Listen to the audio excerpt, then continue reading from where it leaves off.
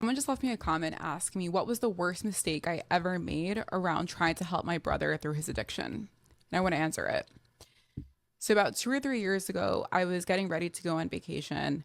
And when my brother was in active addiction, I felt it was my job to take him to rehab. He had been to rehab a couple times and he had always left, rarely completing the entire treatment. But I wanted to go on this trip knowing that my brother was safe.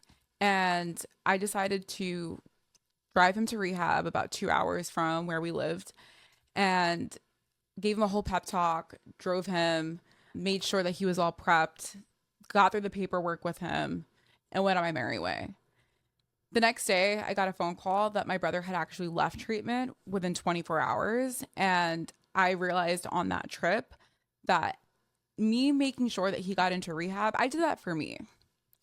Part of that, yes, I was doing it for him because I wanted him to get better, but selfishly, I did it because I wanted to go on vacation and be worry free. I didn't want to worry about him being on the street. I didn't want to worry about my mom obsessing over him or calling me or anyone wondering about his whereabouts.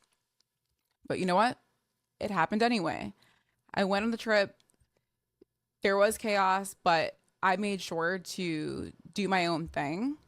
The second part to that was when I got back from vacation, I decided to tell my mom, to tell my brother that I didn't want to see him or talk to him unless he went to treatment.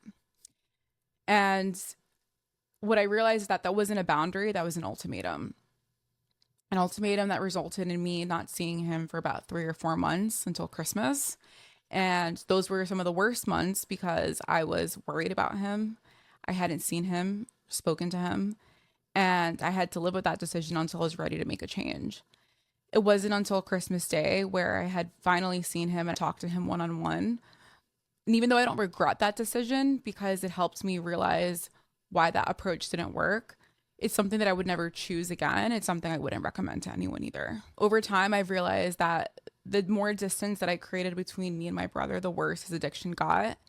And the more of a connection that I had with him. And when I was able to ask him questions and encourage him and be a form of support, it helps create the conditions for recovery. If you want to learn more about how you're not powerless and what you can do to help spark change in your loved one, tune into our recent episode with Pam Lanhart called You Can't Force Addiction Recovery, but You're Not Powerless Either.